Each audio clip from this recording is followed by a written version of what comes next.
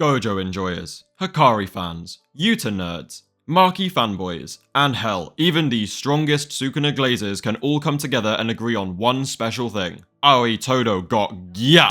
Todo is a universally adored character, and if you deny this, then you're simply lying, bruv. Today's video is going to be about showing Todo some much needed love and appreciation since he hasn't been seen for around half the story now. However, we're also going to mix things up a little and discuss what might have happened if Todo learnt reverse Gege technique and actually kept Boogie Woogie. And some of these theories are hella entertaining and were genuine possibilities. In fact, I've realized that Todo could have literally ended Jujutsu Kaisen if he'd kept Boogie Woogie. But unfortunately, Gege recognized Todo's potential and made sure to nerf the shit out of him by straight up killing his curse technique. So without any further waffle, let's get into what would have happened if Todo kept Boogie Woogie. Psych! Actually, I lied. I am gonna briefly waffle about Todo's incredible skill as a Jujutsu sorcerer and how he is the absolute pinnacle of Grade 1. Todo was trained by the slightly unhinged special grade sorcerer Yuki Tsukumo. See, I said it right that time. Yuki's ruthless training is actually what caused Todo's massive scar, and his interest in people's sexual preferences. What kind of woman's your type? It's also thanks to her training that Todo has basically maxed out all of his stats. His reinforcement is incredible, making him extremely strong, fast, and durable, at least for a grade 1 sorcerer. So durable, in fact, that he actually took a black flash to the gut from Mahito, but just all-mighted that shit off like it was no problem. I say no problem, there was a massive bruise and he was like spurting out blood, but I don't give a fuck. Todo is also an intellectual special grade. Take that how you will. Genuinely though, he not only scores top marks at Jujutsu High, but also displays incredible reaction time, decision making, and has wisdom that rivals the likes of Oogway and Gandalf themselves. So even without considering Todo's curse technique, we can say that he is genuinely one of the strongest grade 1 sorcerers from his understanding of basic Jujutsu alone. He has incredible reinforcement, he understands mechanics like simple domain, and he has even been blessed by the sparks of black. This allows him to understand the core of cursed energy better than anyone who has not experienced it. Something I really like about Todo is his ability to bring out the best in people. His way of motivating Yuji Itadori when he's just seen Nobara die right in front of him is incredible. I also find it hilarious that Todo taught Yuji more about cursed energy than either Gojo or Nanami did in an entire month before he even met Todo. Like, that is incredible. This guy needs to stay on as a teacher. Todo's curse technique is called Boogie Woogie, and it's one of the most simple yet busted abilities in the entire series. Simply by clapping, Todo can swap the positions of any two things above a certain level of cursed energy.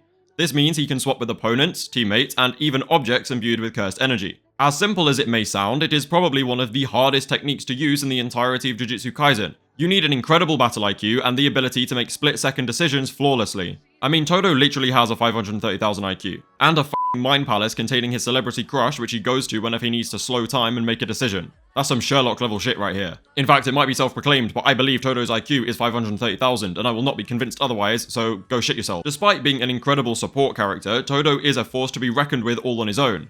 He demonstrated this when he single-handedly took out 5 first grade and 1 special grade cursed spirits on the night parade of 100 demons. And he only had to use his curse technique for the special grade. Those 5 first grades went down with just him punching them to death. However, Todo excels the most when put with a partner, especially one as physically gifted as Itadori, and someone he has great chemistry with, like Itadori. He is simply the best support character in all of Jujutsu Kaisen, not just because of his broken curse technique, but also because he is just an amazingly strong and smart fighter on top of that. Hell, not many people can run rings around Mahito the way Todo did. Bro was so locked in for that fight that he even evolved his curse technique, because I don't know about you, but it was not his hands that clapped here. I realise I've kept saying Boogie Woogie is broken without actually explaining why. So now that I've finished waffling for real this time, we can take a look at some of the things I believe Todo could have done if he had kept Boogie Woogie. It is my genuine belief that, similar to Gojo's Infinity, Boogie Woogie could have changed the entire story of Jujutsu Kaisen. Which is why Gege started refining his reverse plot technique and removed Boogie Woogie entirely, just in time for Kenjaku to take the spotlight. Cause believe you me, Aoi Todo is genuinely Kenjaku's worst nightmare. For starters, if Boogie Woogie was still alive at the end of the Shibuya arc, then Todo could have literally collapsed Prison Realm right out of Kenjaku's hands. Granted, this probably wouldn't have changed all that much since they still can't open it without Angel's curse technique, and they would have been given the back door anyway, so it's kind of pointless. I just enjoy imagining the look on Kenjaku's face when he's suddenly holding an 100-pound boulder instead of Gojo. This next scenario is both hilarious and genuinely realistic. Todo could have literally collapsed Kenjaku's brain right out of his skull and replaced it with a f***ing rock. Like, imagine the brain's expression when it hears the cheeks collide and suddenly he's flopping around on the floor like a fish. This would also cause Kenjaku's control over Geto's body to relinquish, causing a huge outbreak of semi-grade 1 and higher cursed spirits to deal with. Fortunately though, Yuki and Yuta are very likely to notice this sudden urge in cursed spirits and come and help them. Who am I kidding? Yuta would be busy booking another holiday and Yuki would rock up with a bucket of popcorn Sukuna style. Fucking useless special grades, man. I swear to God, where the fuck are they when all this shit keeps happening? So useless.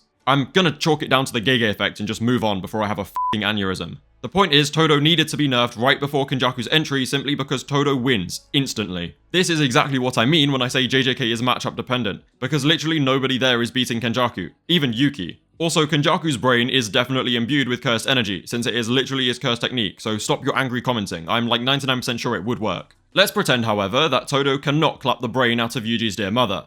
Wait, no, I didn't mean, like, that actually sounds mad. Fuck.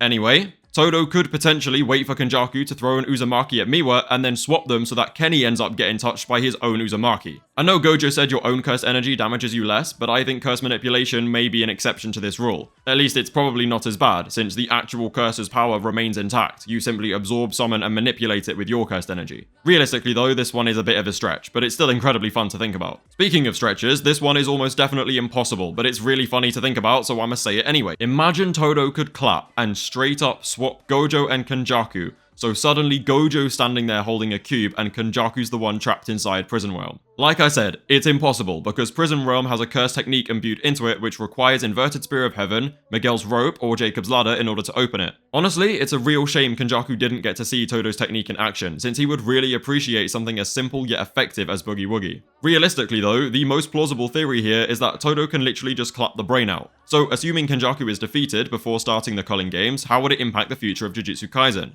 Well, it's simple. Yuta would be able to help with the Executioner's sword plan right away instead of going to kill Kenjaku, and then Todo would also be able to help, which will just confuse Sukuna even more because Boogie Woogie is so difficult to deal with. This would most likely lead to Sukuna's genuine defeat, and also mean that he can't save himself with Kenjaku's little Tengen merger baby, because we all know that's coming soon. It would also definitely be something if Todo managed to clap Sukuna into his own world divider, but realistically Sukuna is just way too fast for Todo and that's never gonna happen. This video is basically me trying to show Todo some much needed appreciation since he really hasn't been around anymore. I love that everyone can collectively appreciate Todo, whether you're a reasonable guy, a stubborn guy, a Sukuna glazing guy, or even an anime only fan, since Todo is done to absolute perfection every single time he is on screen. He deserves recognition for how incredibly intelligent he is, even if sometimes he seems a little special. My best friend!